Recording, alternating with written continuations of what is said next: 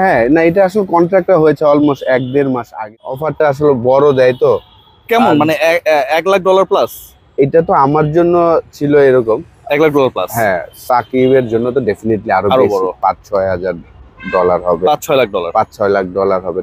আমি তামিমের সাথেও ডিসকাস করেছিলাম, তারও প্রায় $৮ লাখ একটা অফার এসেছে। যেই জিনিসটা আপনি পাবার সেটা আপনি যেখানেই থাকেন সেটা আপনি পাবেন। এবং আমাদের ফিক্স করা আছে কিন্তু রিজিক যতটুকু আমি এই দুনিয়াতে কামাবো এটা কিন্তু ফিক্স করা আছে। যেহেতু এই অফারটা এসেছে আমি মনে করি যে আমি সঠিকভাবে থাকলে এই অ্যামাউন্ট আমি কামাবো। বাংলাদেশের ক্রিকেটের প্রথম প্রেম, আপনারা যাই বলেন না কেন, পরের প্রেমগুলো পরেরই, এগুলো হচ্ছে আপনার সেকেন্ড থার্ড ওয়াইফের মতো। মোহাম্মদ আশরাফুল বাংলাদেশ ক্রিকেটের প্রথম ভালোবাসা আমার সাথে অনেক দিন পর আশরাফুল ভাই, আলহামদুলিল্লাহ। এবং কোচ আশরাফুলের সাথে আসলে প্রথম দেখা মাঠে, ধানমন্ডি ক্লাব মাঠে এই মুহূর্তে আমরা রয়েছি। আশরাফুল ভাইয়ের সাথে আমি আসলে একদম নিক টু নিক আলোচনা করতে চাই, মানে ধরেন ভাব টক্কর দিয়ে না। আসল ভাই, শুরুতেই যদি বলি যে গতকালকে একটা ঘটনা ঘটেছে, আপনিও মনে হয় দেখেছেন, আমরাও দেখেছি, রিপোর্ট হয়েছে। এই ব্যাপারগুলো আসলে কতটুকু সাপোর্টেবল? সাকিব আল হাসান ইস্যুতে আমি বলছি, যেহেতু আমাদের তরুণ সমাজ এটার সবচেয়ে বড় একটা স্টেক হোল্ডার সাকিবের ফ্যান্সদের। আবার যে জিনিসটার সাথে সাকিব জড়িয়ে গেছে, ধরেন স্পিন করতে হবে, বেট লাগাতে হবে, তার নাম, তার প্রোমো কোড ইউজ করলে হচ্ছে ডাবল বোনাস পাওয়া যাবে, এগুলো কি আসলে অন্তত বাংলাদেশের প্রেক্ষাপটে খুব বেশি সাপোর্ট করার সুযোগ আছে? না দেখেন, এই ধরনের অফার আসলে আমাদের কাছেও এসেছিল, আমার কাছেও এসেছিল। আচ্ছা, সেম কোম্পানি? সেম, হ্যাঁ। এবং তারা চাচ্ছিল আরো ২-৩টা ক্রিকেটার যেন আমরা ইনভলভ হই আচ্ছা, এই স্পন্সরটাতে, ব্র্যান্ড অ্যাম্বাসেডর। ১২টা পোস্ট দিব আমরা আমাদের পেজে, জাস্ট ছবি তুলবে, এটাই আর কি আমাদের এগ্রিমেন্ট স্ট্যাটিক ছিল। পোস্ট। হ্যাঁ, এটাই, যেহেতু আইপিএল প্রায় ২-২.৫ মাস ধরে হবে, তারা আসলে আইপিএল এর সময় এই জিনিসটা করার চেষ্টা করে। তো যেহেতু এসেছিল, এবং দেখেন টেন্ডুলকারের একটা ইন্টারভিউ দেখেছিলাম যে তার বাবা বলেছিল যে তাকে কখনো মদের বা জুয়ার প্রমোট যেন না করে। সে কিন্তু তার কাছে প্রচুর এসেছিল, করেনি। যেহেতু আমি একদম ছোটবেলা থেকেই টেন্ডুলকারের ভক্ত, হ্যাঁ, আমার লাইফে আমি একটা ভুল করেছি, সেটার জন্য আমি স্বীকার করেছি। সেটা আপনি মনে হয় ক্রিকেট ইতিহাসের অন্যতম ব্যক্তি যিনি সরাসরি আসলে ব্যাপারটার জন্য স্বীকার করেছেন, তথ্য প্রমাণ হিসেবে হাত ধরেননি, আপনি নিজেই স্বীকার করেছি এবং মাফ চেয়েছি এবং শাস্তি হয়েছে। তারপরে এখন আমার সেকেন্ড লাইফটা আমি আলহামদুলিল্লাহ কাটাচ্ছি। হ্যাঁ, আমার ভক্ত বা আমার জন্য হয়তোবা সেকেন্ড টাইম আর দেশের হয়ে খেলতে পারিনি, এটা একটা আমার ভক্তরা হয়তোবা খুব আফসোস। সেটা আমাদেরও আছে আসলে, সেটাই। বাট আমি আমার লাইফে একটা ভুল করেছি, তো আল্লাহর রহমতে এই অফার যখন এসেছে তখন আমি ডিসকাসও করেছিলাম।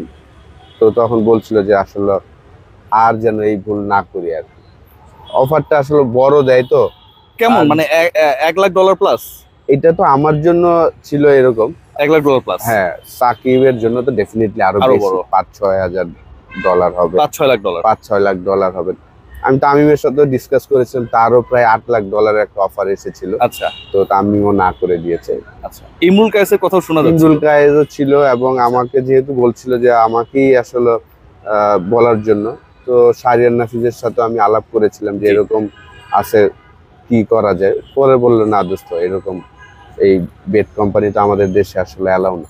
মানে পুরো টার্গেটটাই আসলে এদের থাকে আইপিএল কে কেন্দ্র করে, আইপিএল কেন্দ্র করে আসলে তারা এই সময়টার জন্যই প্রত্যেকটা প্লেয়ার একটা দেশ থেকে নিতে চায়। এবং যেদিন আইপিএল শুরু হলো সাকিব আল হাসান ওই দিনই কিন্তু আশরাফুল ভাই পোস্টটা দিল। হ্যাঁ, না এটা আসলে কন্ট্রাক্টটা হয়েছে অলমোস্ট ১-১.৫ মাস আগে থেকে। আমাদের সাথে ১-১.৫ মাস আগেই কন্ট্রাক্টের জন্য আর কি অফারটা এসেছিল। আসল ভাই, এইগুলোকে যখন না করে দেন, মানে চিন্তা করেন একটা বড় অ্যামাউন্ট আপনার কাছে, ধরেন $1,50,000 অফার আসছে, সেটা আপনি মূলামূলি করলে বাংলা ভাষায় এটা আরো ধরেন 50,000 $1,00,000 বাড়াতে পারতেন, সমস্যা না। এবং ধরেন এখন তো আপনি আর ক্রিকেট খেলবেনও না, আপনি কোচিং এ এসছেন, অনেক টাকা ইনকাম করেন সেরকমটাও না। ধরেন $2.5 লাখ সমান প্রায় 4 কোটি টাকার কাছাকাছি, 3 কোটি টাকার কাছাকাছি, সেটা তো অনেক বড় অ্যামাউন্ট। এই না বলাটা অনেক বড় স্বস্তির কিনা ওই অ্যামাউন্টের থেকেও? না, যেহেতু আমরা মুসলমান, আমার কাছে যেটা মনে হয় যে কিছু কিছু আপনার আজহারির যদি কয়েকটা বয়ান শুনে আমার কাছে ভালো লেগেছে যে যেই জিনিসটা আপনি পাবার সেটা আপনি যেখানেই থাকেন সেটা আপনি পাবেন। এবং আমাদের ফিক্স করা আছে কিন্তু রিজিক যতটুকু আমি এই দুনিয়াতে কামাবো এটা কিন্তু ফিক্স করা আছে। যেহেতু এই অফারটা এসেছে, আমি মনে করি যে আমি সঠিকভাবে থাকলে এই অ্যামাউন্ট আমি কামাবো। তো সেই কারণে আসলে চিন্তা করেছি যে যেহেতু এই ধরনের অফার আসে, যে এই এত বড় অ্যামাউন্ট, ডেফিনেটলি আমি বেঁচে থাকলে হয়তো এই অ্যামাউন্ট আমি সৎ পথে কামানোর অপরচুনিটি আমার আসবে। সেই কারণে আসলে না করার সাহস। তরুণ সমাজের প্রতি তো আপনাদের একটা দায়বদ্ধতা আছে, মানে আপনাদের ফলোয়ার কিন্তু মোস্ট অফ হচ্ছে আপনার 18 to 35।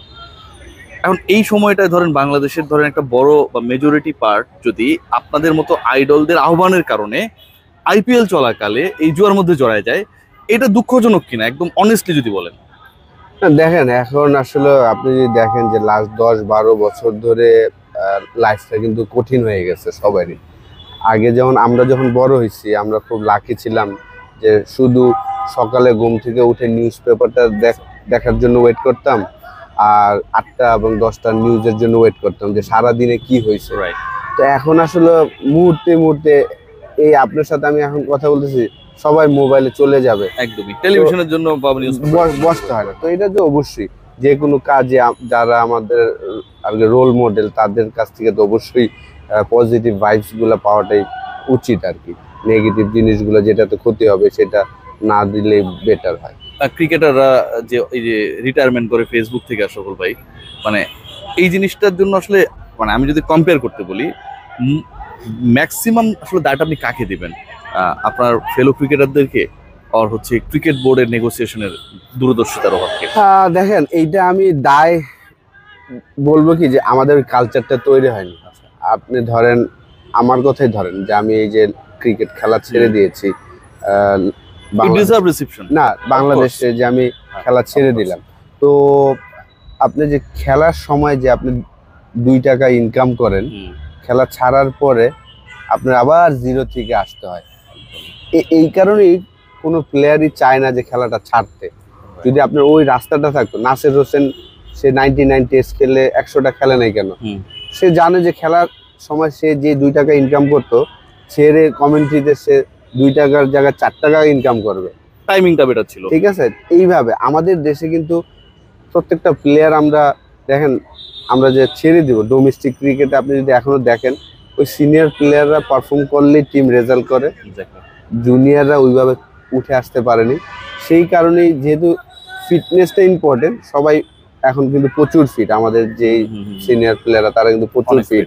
তো তারা সেই কারণে আসলে খেলাটা ছাড়তে চায় না, তারা চায় যে না আমি কন্টিনিউ করি।